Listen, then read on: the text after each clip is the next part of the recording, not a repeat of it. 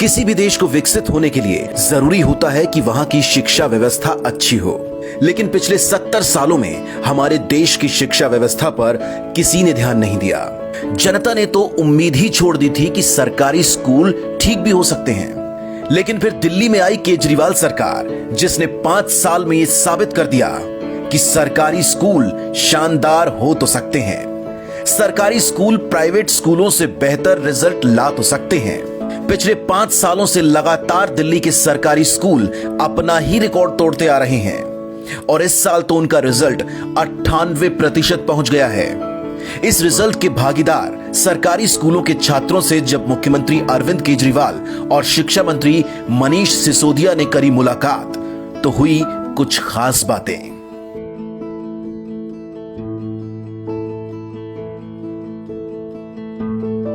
सरकार का पैसा कहाँ से आता है? टैक्स से आता है। टैक्स कौन देता है? आप सारे जने देते हो।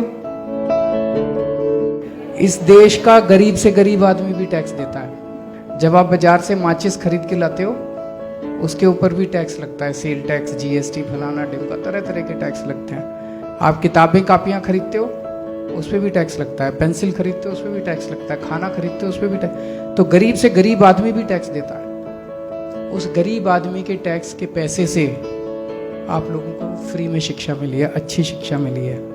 तो जो मर्जी बनो अपनी जिंदगी में, लेकिन जो इस देश ने आपके लिए किया उसको कभी मत भूलना। उस देश को वापस देना है।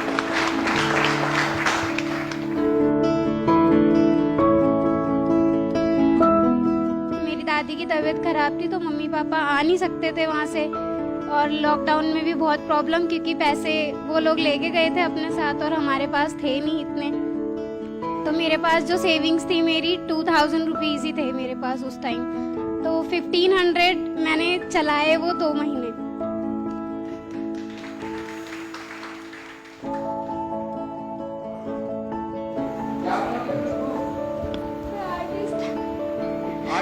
Yes sir. Painting? Yes sir. अच्छा, पेंटिंग करते हो? Yes sir. मैं सर से मिली भी हूँ जब यहाँ पे रॉयल कपल, डच कपल्स आए थे नीदरलैंड से।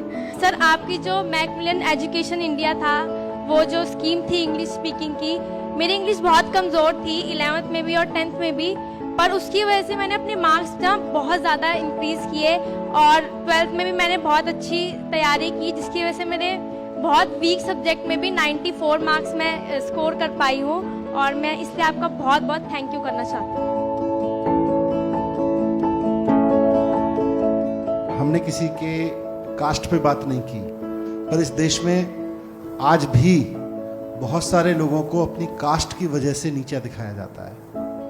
आज मैं जिस गांव से आता हूं, मेरे पास ज़मीन है और मेरे उसी गांव में एक कास्ट वर्ग है जिसके पास ज़मीन नहीं है, और आज उनके बच्चे और उनके बच्चों के बच्चे 10वीं पीढ़ी 12वीं पीढ़ी भी आके दिल्ली में सिर्फ और सिर्फ इसलिए आके क्योंकि उनके गांव में भी ज़मीन नहीं है, खेती नहीं है 20 साल पीढ़ी पहले, और आज भीख मांगने से लेके छोटे छोटे काम ऐसे करने पे मजबूर हैं और एजुकेशन मिल नहीं पाई।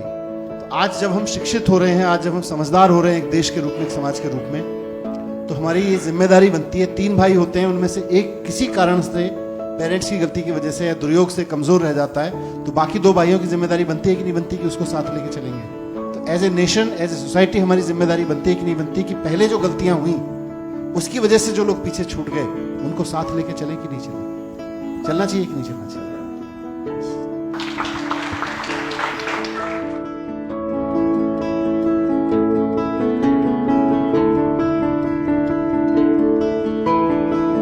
गुड आफ्टरनून सभी को।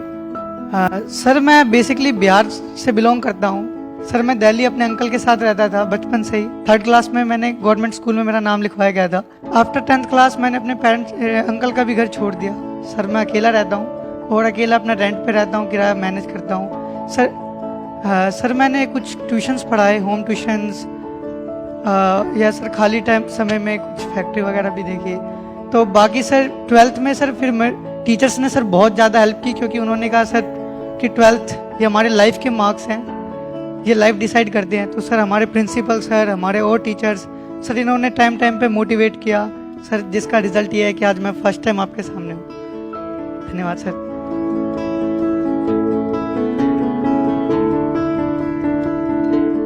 कुछ लोग कहते हैं कि गरीब लोग तो अपने बच्चों को बचपन में ही काम पे लगा देना चाहते हैं ताकि वो 2 पैसे कमा के लाएगा। जब स्कूल में पढ़ाई तो थी नहीं, तो एक आदमी सोचता था यार टाइम खराब कर रहा है बच्चा जाके, जब पढ़ाई नहीं होती है तो यहाँ पे 2 पैसे तो कमाएगा। जब से दिल्ली के अंदर सरकारी स्कूलों में पढ़ाई अच्छी हुई है, अब हर गरीब आदमी चाहता है मेरा बच्चा बड़ा होके मेरा नाम रोशन करे, मेरे घर की गरीबी दूर करे और अपना भी आगे भविष्य बनाए।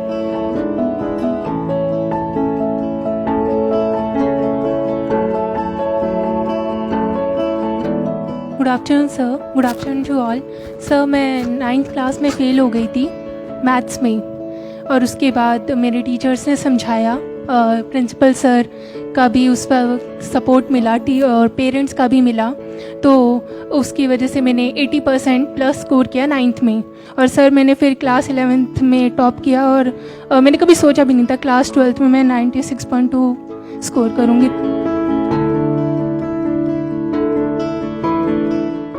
मैं हमेशा यही कहता हूँ कि वही टीचर्स हैं, वही बच्चे हैं, वही पेरेंट्स हैं, वही हेड ऑफ स्कूल्स हैं। अब सिस्टम थोड़ा सा बदल गया, व्यवस्था थोड़ी सी बदल गई, एक ईमानदार सरकार आ गई तो सारा का सारा ढांचा बदल गया। तो आप ऐसे ही लगे रहिए, सभी बच्चों के अच्छे भविष्य की मैं कामना करता हूँ और उम्मीद करता हूँ कि आप लोग अपने जीवन में खूब फले फूलें और देश का नाम रोशन करें। Thank you.